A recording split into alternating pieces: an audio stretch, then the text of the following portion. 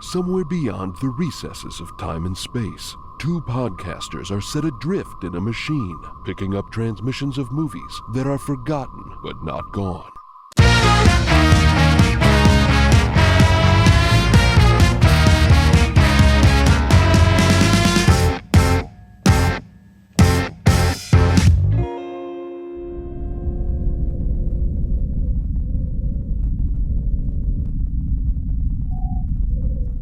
There's a moment that, and one of the kind of things that makes this movie confounding, and it's the movie Marci X. Yes, in the movie Marci X that we talked about last week ad nauseum, and we're continuing to be nauseous this week. Yes, that caricatures the culture, at the same time tries to insert intentional empowerment, where there's this throwaway moment when Marci's squad is power walking on their own, and they meet up with Marci at some point.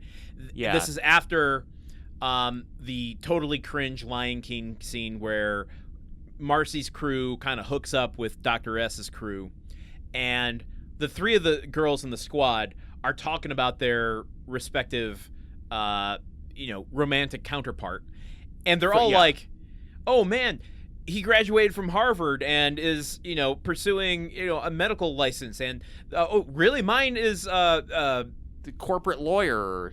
He's an entrepreneur trying to get a new Pilates, empire going." And it just kind of bucked the idea of how you would normally characterize a gangster rapper or members of a gangster rapper's entourage. Yeah. Yeah, it's this throwaway thing where we're taking all these very broad shots at hip-hop culture, but then it's oh, no. They have white-collar jobs in addition to being gangstas. And it kind of, in a way, presaged Jane Krakowski and 30 Rock and Tracy Morgan's crew. Grizzin.com. Super smart and .com and wanting to make his own business ventures and having a lot of business savvy and having ambitions and dreams and exactly. Grizzin.com being the only objectively good people on 30 Rock in terms of pure of heart. It did have. I mean, honestly, so much of the stuff happening here, these premises could be funny if they were done in 30 Rock, basically. If it wasn't Damon Wayans, it was Tracy Morgan.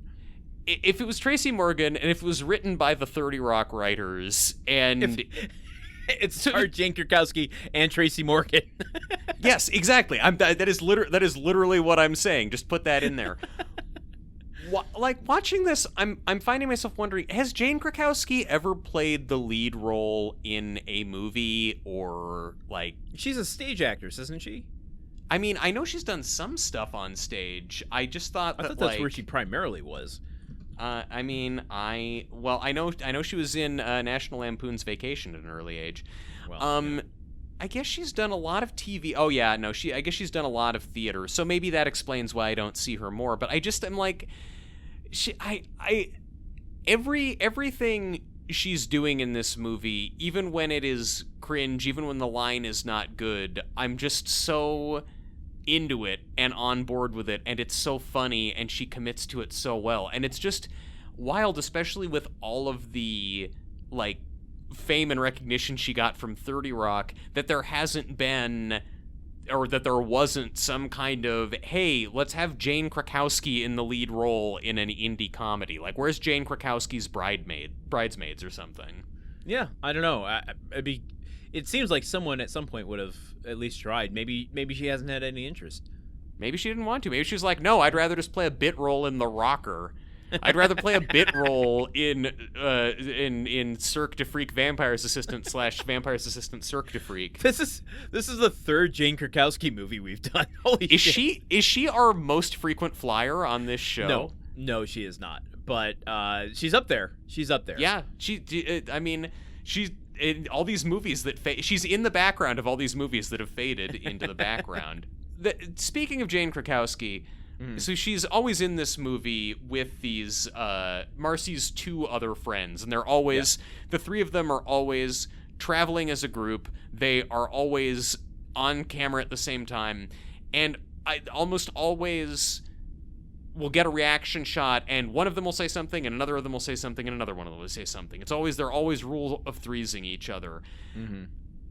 I find that very irritating as a thing in movies, where there's like a group of characters who always, each of them has one line. Or maybe it's just I like it when it's done well, and it's not done well here. Yes. But it was that same bit over and over, where every time I see them, it's like, okay, the first two are going to set something up, and then the third one is going to say a thing that is a weak, that is her saying joke. Faux shizzle or something. Yeah, there's two jokes that come to mind that maybe they stick out in my brain because I actually thought they were kind of funny within the confines of the movie, but they're at the very opening benefit.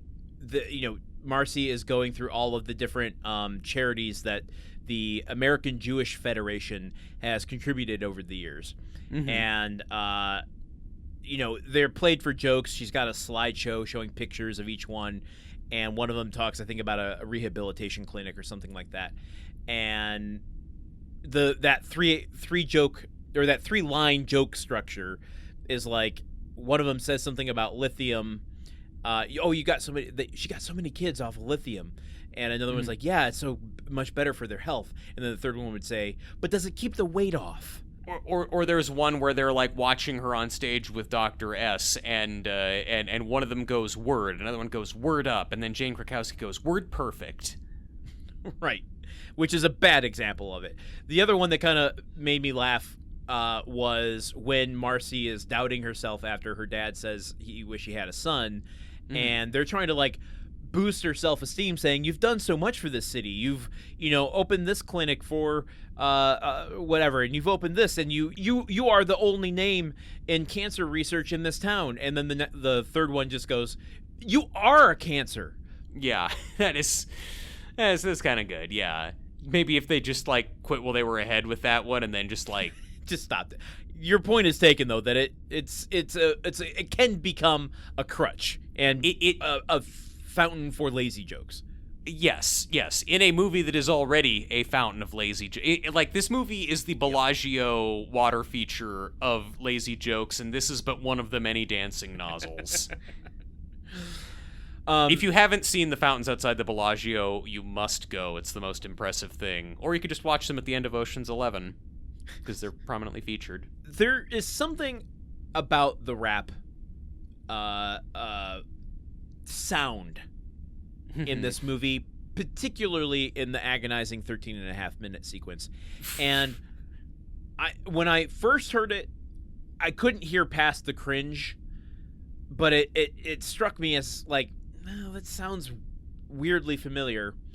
And it was on the second time I watched it that it hit me what it reminded me of. Yes. I have sent you a link, and I want you to just kind of walk me through your experience as you experience this. Okay, I'm going to click on this link and go into it with an open mind and an open heart. Mic feedback. Okay, what do we got here? Uh-oh. Oh, the fucking leprechaun. In a club, the leprechaun is... I come from the land of the Irish Spring. Dublin's the place where I learned my thing. From the Emerald Isle to your place in the hood on the man of green. This is... I'm putting this audio in the episodes, just getting... Okay. Oh, she's dancing to it, okay. Yeah, just wait for the chorus to come in. Oh my.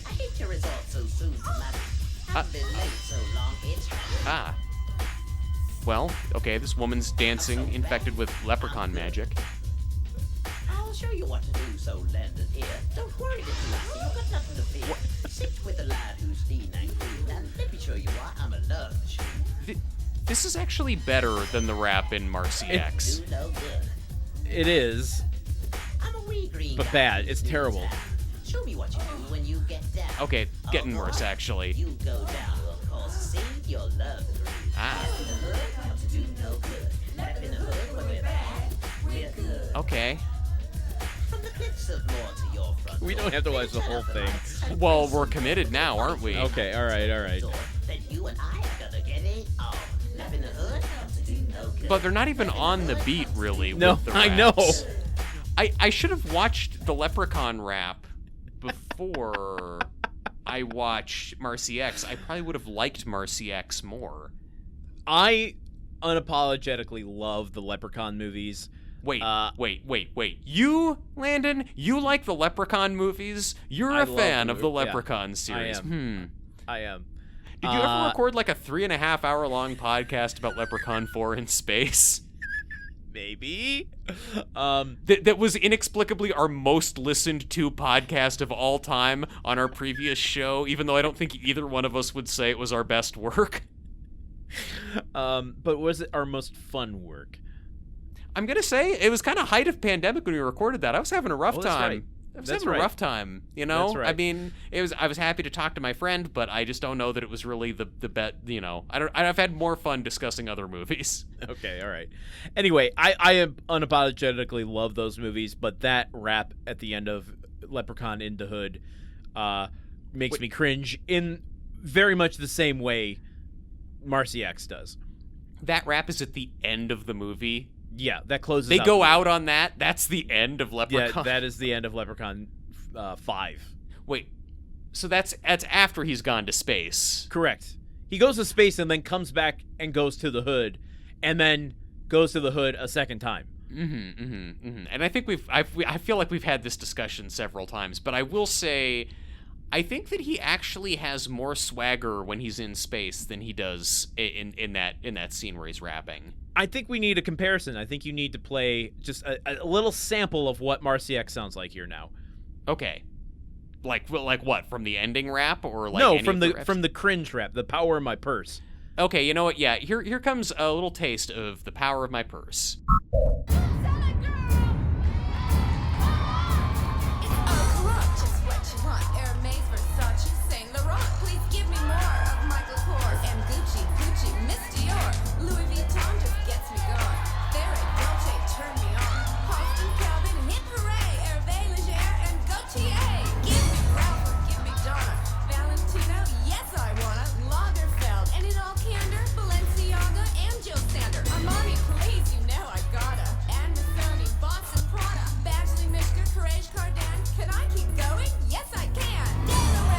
So, yeah, sorry, everyone. That's great. I wonder if I played the section where she lists 400 different types of purses. I wonder if I played the entire thing and blew up the length of this episode. I hope you did not, because we don't have rights to do that. Who's gonna sue us? Who's gonna be like, excuse me, I wrote and scored The Power of the Purse. How dare you steal that from me and try to profit from it? Yeah, well, okay. Do you want to play the trailer game for this movie? Yeah. Did they make a trailer for this movie? I don't know. I never remember having seen one. We can find out. What do you think is gonna fucking be in it? I can't even think about how they would market this movie. We're gonna get. It's probably gonna be news footage. Talking about how controversial Dr. S is, shots of protesters. So I'm going to say news footage controversy, and then follow up. We're going to kind of illustrate what a bad dude Dr. S is. We're going to get a cut to the shot of him and his boys finishing The Power in My Pants with the sparklers and Roman candles shooting out of their crotches. Okay. I think I agree with that. That makes a whole lot of sense. Thank you. I think I have a specific guess, and I'm going to reverse engineer some other guesses from it. Perfect. I think we're going to get you remind me of someone. Oh yeah, who? Biggie, Tupac, DMX. No, my Aunt Esther. Yeah. So if we have that, then we have to show. I mean, and Lucy Kudrow being a gigantic star, we have to show her story leading up to this as well. So, her at the benefit. What do we even? This movie has no interest in backstory for the characters. Like they do not exist before the first frame of this movie. So, what do we use of that intro to set up her character? I think we get her at the second benefit that we see her do, and it's like her announcing, "Oh, it's for kids who have no feeling in their arms," because then we can get a shot of the kids with the limp arms. And it's like it's like kind of a made up condition, which is the sort of like socialite thing that they're roasting at the time. Like, oh, you do benefits for like weird niche diseases that aren't that bad. Okay, I'll go with that. I think this might be going out on a limb. I think we'll get the Richard Benjamin in the hospital. I wish I had a son. Marcy feeling down on herself, and the trio saying, "But you are cancer." Wow. Okay. I realize it's going out on a little bit of a limb, but like, what else is there to show her motivation for getting into the rap world? I mean, there's really nothing. I mean, you're right about that. We need to we need to have the friends in there setting her up. I hate to say it, Landon, but I think another thing we're gonna get then once we get into the meat of the trailer. Don't do it. Don't say it. No, don't. I don't want to hear it. No. No. She's got the power. The power of the purse. She got the power. We've got to have her rapping. The whole point. Look. White people rapping was a whole genre at this point in time. The Steve Martin Queen Latifah vehicle bringing down the house. Like, there's one weird segment at the end where to get into a nightclub full of black people, Steve Martin untucks his shirt and like sags his pants and puts a baseball cap on backwards and is like swaggering around. It's not great. I would say it's not his finest film role, but that was in so many trailers. So okay. I really think they're going to trade heavily on this. Oh man, I don't disagree with you. I just don't want to see it in the trailer. Landon, I have terrible news for you about the format of our show. I know. The thing is, like, what a way to like intentionally bury your film. You know, if they really wanted people to like not see this movie and have it just disappear, maybe the whole trailer is just her rapping the entire time, and then it's just just a music video. White titles, black font at the end. Marci X in exactly 1,200 theaters. Oh God. All right. I guess I agree with that. You touched a little bit on the protester stuff. I think we're gonna take the moral panic approach as well. I mean, that's gonna be the like only conflict we can visualize in this. So yeah, I don't think we'll see any of the Suge Knight proxy, but I do think we'll get the Spinkle. I'm trying to picture what part. I mean, will we get the early shot of the? Well, no. Yeah, we'll get the early shot of her like giving the news interview, I think. Spinkle interview, yeah. Yeah, and then I'm trying to think of which like courtroom sequence. I can't even think of a specific quote that she gives, but I feel like there's one kind of throwaway line in there when you got something? It's my job to decide what America sees, or like it's my responsibility to protect. Yes. It's my responsibility. I can't remember it clearly, but who gives a shit? Yeah. Okay. Cool. Okay. We have like 1, 2, 3, 4, 5, 6, 7, 8, 9. Oh, that's 10 guesses. 10 guesses? Jeez, how'd that happen? Well, I don't know. I split out I Wish I Had a Son and But You Are Cancer into 2, so. Okay. And that's better than You Are Butt Cancer, but let's watch this trailer. Do you think we're going to get Lisa Kudrow sitting with Dr. S on the stoop, and he's going like, "You're the bomb. You're the shit." And she goes like, "Yeah, I'm the big smelly turd." Is that one? No, I don't think we'll get that. That might be like the third funny line in this movie. Not that it's funny in and of itself, but the way that Lisa Kudrow delivers it, like, "Yeah, I'm the big smelly turd." Like she doesn't even buy it. She is, yeah, absolutely like a champion performer, but a bad line. Okay, let's watch this trailer. For Marci Feld, life is all about her family, her charities, and her friends.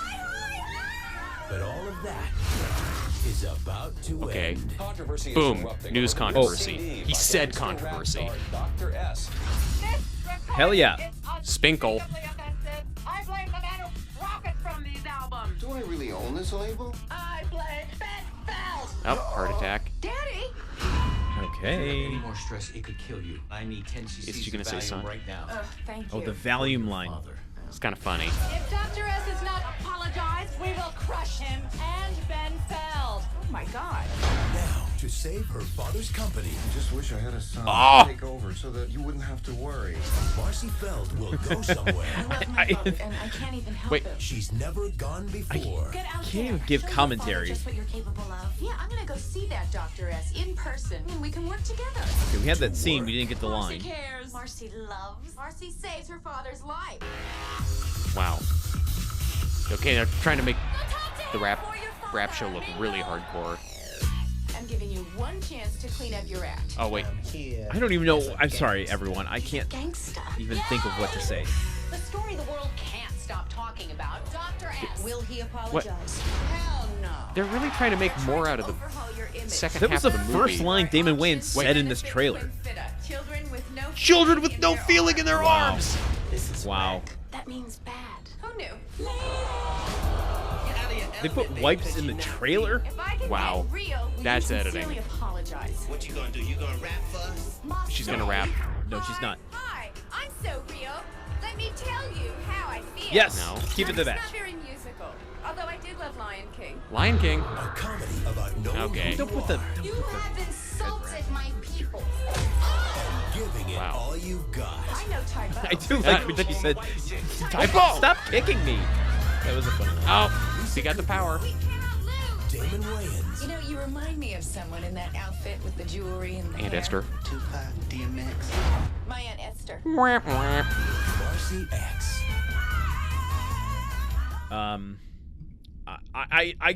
This is my reaction watching this whole movie. Is just kind of open mouth, gaping, not knowing what to even say. I can't absorb what I'm seeing. Yeah. I know what you mean. It's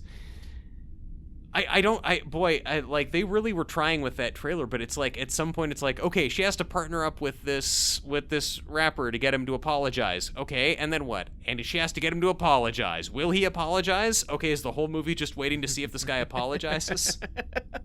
And for another project, I've been very steeped in analyzing marketing materials and who the audience they're intended for. Mm-hmm. It's telling to me that Damon Wayans doesn't speak his first word until about 45 seconds into the trailer or more. Yeah. And that they are front-loading it with, come see Lisa Kudrow get up some kooky shenanigans at a hip-hop show. Yeah. What is Phoebe into this time? Phoebe was her character on Friends, right? I think they recognize we are not going to be pulling in black audiences with this movie. Yeah, well, that's probably good. It's like maybe we won't get Al Sharpton so notably name dropped in this movie on our case if nobody is aware of this outside of white girls who like Friends. The fact that in the final song, when we get the coda to "Guys Are Us, Boys Are Us," whatever the fucking name Boys of the Are boy Us, band yeah. is, there's a lyric in there that they say they've been having sex with Eminem. Yeah, And like, if this movie had any kind of cultural impact, like Eminem would have responded in one of his songs and just, eviscerated this.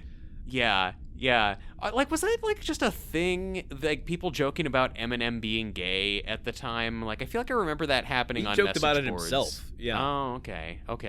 It was a whole thing. I mean, he was. Yeah, I don't need to get it. Go look on Wikipedia. There's a whole like back and forth of homophobia controversies and scandals, and him defending the right to say what he wants. It's a whole thing. But yes, it was very much in the zeitgeist of the time. Wow. So kind of Marci X really did have its finger on the pulse at the end of the day. One thing I didn't mention, just because of like this trailer reminded me of all the like times this movie flashes magazine covers and newspaper covers at us to like speed up through the narrative. I'd mentioned the costume designer and that there are funny people working on this. There's a moment when we get a National Enquirer headline, and it's a picture of Marci X and Dr. S at the trial, and there's a big headline. But at the very top, just kind of squished at the very top of it, was like, why the world needs David Arquette. And then a picture of David Arquette. And I'm like, there are funny people working on this thing, and I appreciate them. I thought it was very clever, and I feel like if ever there was a reason to go back and watch this movie, it's to pause on more of the magazine covers and see if there's other funny bits like that, but I don't need this movie to take up more of my time than it already has. How do we do in that game? Oh, how did we do on that game? Let's see. We did, out of 10, we got 1, 2, 3, 4, 5. So we did, we got news footage of controversy, remind me of Aunt Esther, Kudrow at the benefit for the kids with the arms, Wish I Had a Son. I know. And the Spinkle interview, but we don't get Spinkle talking about it's my responsibility to decide what people see. We don't get Kudrow rap. Like, we have, like, one brief clip of her, like, doing a line from her rap. We got a false take. We got a false take, but that's not the rapping we meant, so I'm not giving us that one. Okay. All right. And not even half point? I don't even think even half point, because what I thought was they were going to sell it on was like, oh, look at her actually rap, and it's just her failing at it. Realizing that audiences would just immediately go, oh yeah, she can't actually rap, so we can't sell that. Exactly. No, you are cancer, and sadly, no sparkler crotch. Sparkler crotch. I would love to see your shorthand when you take notes on things. It's honestly, my shorthand is like one of it's a little bonus content just for me. Listeners, you wish subscribe to our Patreon at the $250 a month level, and I will send you the last page of the Google Doc where I take all my little shorthand notes. I just have one last thing I want to say about Marci X that occurred to me before we wrap this up. Okay. The creator of the TV series Community, a man named Dan Harmon, who I think is a very funny and talented writer, made some questionable choices at times in his personal life, but he had a podcast for a long time called Harmontown. And he got into a run for a while where every episode would start with, like, his producers would play some music, and he would come out in front of the live crowd who'd gathered and would just do a freestyle rap that usually would just center on different ways he was going to fuck your mom or whatever. It's, I think, notable that Dan Harmon, by his own admission, not a good rapper, the raps that he came up with on the fly while drunk recording a podcast were still just like light years ahead lyrically of anything in the movie Marci X, which people took a lot of time trying to write, or at least some time trying to write.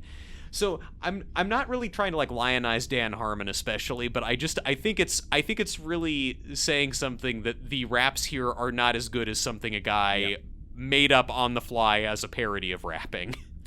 And I guess this is the time I can reveal the gift that I got you for this episode.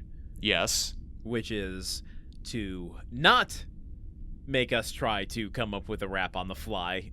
Did I search copyright free use rap beats earlier today to spring this on you? Yes, I did. Did I attempt it myself before springing the idea on you in case it might blow back on me? Yes, I did. Did I decide, oh, you know what? Maybe this is the exact sort of caricaturization that the film does that we maybe shouldn't engage with. And I came to the decision that, yes, the gift I give to you and our listeners is we're not going to do that. That's great, Landon. Thank you so much. So you're keeping your musical experience on here to jump scaring me with Coldplay lyrics. I do like the thought of you just going, like, fully embracing your Michigan heritage and like writing lyrics on your hand or something, like 8 Mile shit. I love, though, the notion of this movie is that rap isn't a thing that's written. Like, that it's kind of like the whole idea that Marci X can just come up with an entire song on her own the first time she does it, and that Damon Wayans doesn't seem to be writing anything throughout this. It's just like, I'm going to come up with a new song. Give me a beat. Here we go. That he is just coming up with it, that she's just coming up with it on the fly, but everyone around them, backup singers, dancers, her friends, all know that, like, oh, this is when we should come in with the backup verse or something like that. It's like, I think that really it has the kind of attitude towards rap that like the Baldur's Gate games have towards magic, which is that magic exists in another dimension known as the Weave, and we mortals can kind of dip into it and catch some of it and harness it for our own purposes, but it is ultimately a living thing. So it's like she's just casting a rap spell. Oh my god. And she's not good at it. She's not even good at casting the spell. No, she's level 1. She does not have good modifiers. Let's put this in the tube, attach a nuke to it, and send it out to space. I'm done talking about Marci X. Okay, until our mini episode. Wait, no, until our 5-4 episode. No, press the button. See where we're going next. Oh, okay. Well, I'm gonna do that right now. Okay, it looks like next we're heading to August 6th, 1993. So, 10 years before this movie unleashed its chaos on the world? Is this the oldest movie we've done so far? Lightning Jack was 94. This might be the oldest one we've done. And so was Road to Wellville, 94. Oh, true. Yes, both big Brocksmith year movies. Yeah. Okay. And what's the deal with this movie? Okay. Well, I got a clue here, and let's just unwrap this and see what it says. Just, Truman? Oh my God, what? Truman. What does it say? No way. Way? If this is, I mean, what else could it be? Oh my God, I'm so excited. Are we going back to the horror community? We just left the spooky dimension. The clue is, get meteorized, take a stand. Ooh, get meteorized. I think I know what it is. Is it about meat? Is that why they're telling us to get meteorized? That would be get tenderized. I suppose so. The tenderizer. I feel like that sounds like that honestly sounds more like a romance movie than some kind of horror movie or something. You know where my mind went with that? The tenderizer is like the Equalizer, but it's James Gandolfini. Like he's just a big sausagey guy. A big sausagey guy. Yeah, like it's Stallone as the Equalizer, but he's the tenderizer because he's just a big bag of meat. I think of it as a guy who has a big clay oven that he uses to cook Indian dishes, and he's the tandorizer. Well, join us here next week when we find out if it's the movie I think it is, and I am excited if it is. So until next time, for Truman Caps, I've been Landon Celano. And for Landon Celano, I've been Truman Caps. Eat the beat, everybody. Whoa! Movie Memory Machine is part of the Gruntwork Podcast Network. Join our Patreon at patreon.com/gruntworkpod to keep the machine running. Theme song by Porky's Groove Machine. Rate us on Apple Podcasts or wherever you listen. For more information on today's show, visit MovieMemoryMachine.com.